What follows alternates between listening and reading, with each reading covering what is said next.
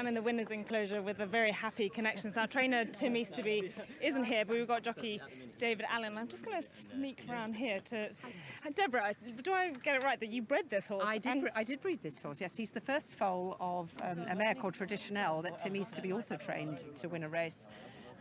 With David on board. I just reminded him that he won on the dam. Well, can we bring him in, David? Yeah, David, have a quick word. Congratulations, impressive winner. I must be getting older. But yeah, he was obviously from his first run, the form looked good. He was a bit keen early there, but he'd done it well in the end when he got the space, and obviously ground's no issue for him neither. And he surprised people when we won on debut at 25-1. Did he surprise you? Everyone. Well, David had just come back from India. He hadn't been to the yard. He knew nothing about him. He was expecting all the other horses to do better than this one. He was a bit shocked. He said when he got to the 3 pole, he thought he might win. And so supposedly he was going to win, which he was more surprised than we were. So presumably he hadn't shown much at home before his debut. £5 each way. No, he did, but the trainer's a bit Yorkshire. What does that mean? Well, it means you have to read between the odd word to find out whether or not... I knew he thought something of the horse because he asked me 3 times what else the mare had produced. Right. Which is a kind of a clue that he's trying to find out if there's something else to buy along the way. So, yeah, with Tim, when Tim says, yeah, he's nice, that means he thinks a lot of him. And do we have to wait and hear from the trainer what the next target might be? Any clues, David? I have no idea at the minute. Well, I think inevitably he's got to have an entry for the Norfolk at Royal Ascot.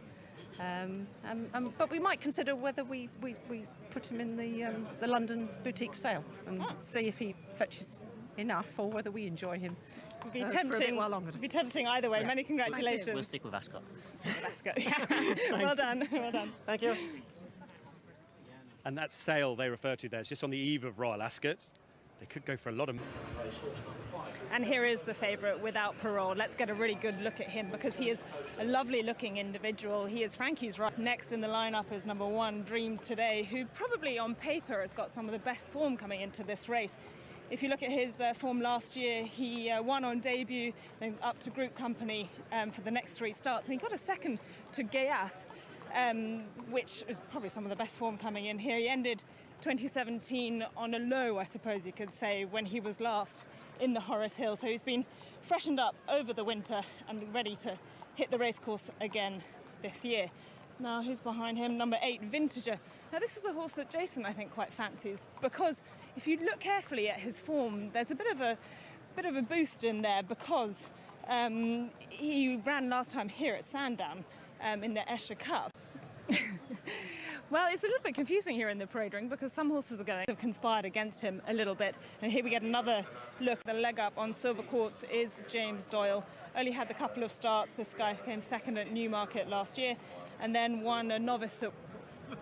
Now I'm joined in the parade ring by trainer Ed Walker, who's got Stevenson's Rocket in the next race, the Heron Stakes. Now, Ed, I'm just going to pretend to try and understand a trainer's mentality. Last time he ran at Newmarket over a mile 2. He's dropped back to a mile today. Is that because he's possibly a bit keen, free-going, so give him a chance to really get rolling over a mile? Yeah, absolutely.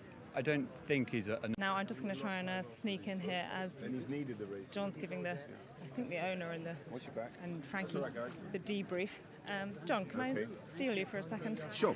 Well, what was Frankie's assessment of the race and what was yours? We lost a lot of time with him due to having an absence. Now, when you're looking at stayers, remember that you're looking at quite a different type of horse. And this guy, number 6, Mount Moriah, is a pretty good example of a stayer. He's big and tall and rangy, and look at the way he steps that trip. Now, who have we got here? Number 4, the old boy, Sheikh Zayed Road, who goes for trainer David Simcock, who's in great form of late. Now, he's essentially a really proven stayer. We know he likes the trip. He actually ran over longer distances as he got older. He's now 9 years old, and I think the 2 miles is really his go. He was last seen in action over in Dubai on World Cup night when he was second in the Gold Cup to Vazirabad. Quite a big price that day. I think he surprised a few people, but I think he has plenty of life in the old boy still. Now, number 3 is Red Verdon, who, as a type, is probably not what you'd expect in this kind of 2-mile stayer because there's quite a lot of bulk about him. He's got a good muscle mass, but he's actually gradually been stepped up in trip. A good rival in Defoe. Now this one is number 2, Montali, trained by Andrew Balding, who won the Chester Cup last year quite impressively. So we know he's definitely got good ability Definitely a horse with good ability, but right, I'm going to steadily work my way back to Time to Study, catch my breath a little bit. Whew. Right, so this is Mark Johnson's runner, Time to Study, who definitely looks fit. He looks in incredible shape here. And he's, again, another pretty solid stayer. I think his better performances have come on softer to heavier ground. So the recent rain is a big tick in his favour. He was favourite for the Chester Cup when Magic Circle, who he reopposes today, won it really impressively. I think the track is going to really suit him, and he looks in great nick, I've got to say. Ryan Moore on board as well. Now this is Magic Circle, winner of the Chester Cup, and gosh, he was really impressive that day. It was his first start for trainer. It's great to have you with us at Sandown on our first coverage of evening racing. We've had 3 races so far, and the highlight, in case you've missed it so far... Yes. Well done. I love the way you guys cheer as well. Tom Marquand, more importantly. It's pathetic, absolutely pathetic, it really is. Tom Marquand's had a winner at Chelmsford this evening. He's got a big couple of rides at Haydock this weekend, heading up to Haydock, which will be live on ITV. Stop it, no, there's no more of that. It's the end. It's the end. It's boring. It's a really popular series. No, it hasn't caught on. No? It hasn't caught on at all. Now, there's a new initiative launched by Great British Racing today. Good one. It's getting youngsters to go racing. It's called Under 18s Race Free. And earlier this evening, we spoke to 2 of the guys launching it. And this man, Billy Jenkins, who we all recognise as Prince Charles from The Crown. And David, I'm going to start with you. Tell us about this initiative to get youngsters involved in racing. Well, Billy and I, beyond watching the horse racing. And Billy, what was it like doing the filming at the races and with this guy as your dad? Professional in the team, though. Why was it tough, Billy? Oof. Oh, never. No. Let's have a little look. Sorry, Francesca. Let's have a little look at the work you've done. You're now a converted addict to racing. Well, yeah. Have you ridden a horse? Yeah. Being a jockey, you could be better than Jason Weaver and Luke Harvey for starters. I imagine, David, being a jockey probably isn't on your horizon. How exactly the right weight to ride. Next week, am I right in saying? Some ITV love. Is it the BGT live show? Semi-finals, and then we have... Didn't go well. Your interpretive dance was really strangely erotic, but just... Gave me the cross. I thought I was going to get the golden ticket, but it didn't quite happen. Diversity, eat your heart out. yeah, so that's on coming, because we're newfound mates. He's not my real son, you see. My real son's a lot better looking. Yeah, well... Mate, Listen, the great thing is you've got 8 years of going racing free. Under 18s, race free. do you think I'd pass for under 18? No. Goodbye. Goodbye. Yeah, just a small field for this one, Richard, but a high-quality field. And I'm with probably the top 2 in the market, 5 Poet's Word, who really has been so consistent at the highest grade. He's a 3-time Group 1 runner-up. So he's been running. Behind him is Air Pilot, number 1. This one goes for Rafe Beckett. One of the, well, definitely the oldest horse. Palace, Petit Étoile, Comanche Run, and Toto, Opera House, and others. Frankie, here is Poet's Word and Absolute Certainty. I was Pin and try and get the first word. Ryan, it looked fairly straightforward. Talk us through the race. Yeah, he's a very straightforward horse. He's Right, let's recap on tonight's action. Let's go back to the very first race of the night, the National Stakes, and Jason Weaver dug out the winner.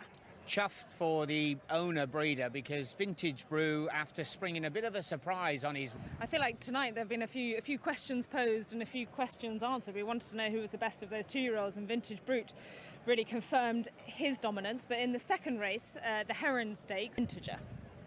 And you think St James's Palace is clearly going to be the target. We heard that from jockey and trainer. I thought I was underwhelmed personally, but you think he's got a big chance on different ground. It's just the fact that he wasn't as explosive today. I don't think he would have reached the figure that he managed to do in a lesser race at Yarmouth on much different conditions. So 5-1 could represent a good bit of value for the St James's Palace. Dr. Marwan Kukash, if you're watching, are you going to go down the Gold Cup route at Royal Ascot or the Cup down the track? Obviously. Your face lit up. I know. When that was mentioned by... and kicked away to win by, 6 lengths, and another super impressive performance building on that Chester Cup win. And yes, Melbourne Cup I think is the target, but they're going to have to be quite careful how they campaign it, because they want to be able to get him high enough in the weights to get into the top 24, yet not ruin his handicap mark completely. Spend the 45 grand by June the 15th, go for the big one. At Royal Ascot, the big one. The Gold Cup. The Gold Cup. Yeah, Big Orange managed Let's call to it do the it. Cup. Should we call it the Race Cup? of the year. To the big one of the night, Poet's Word, Francesca. Did it well. He sure did it well. I mean, he was...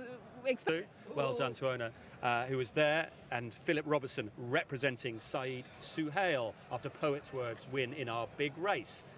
Now, next weekend, a week on Saturday, it's the Derby. Before that, we head to Haydock, and the headline horse will be Batash. Can he join an elite roll of honour of speedsters?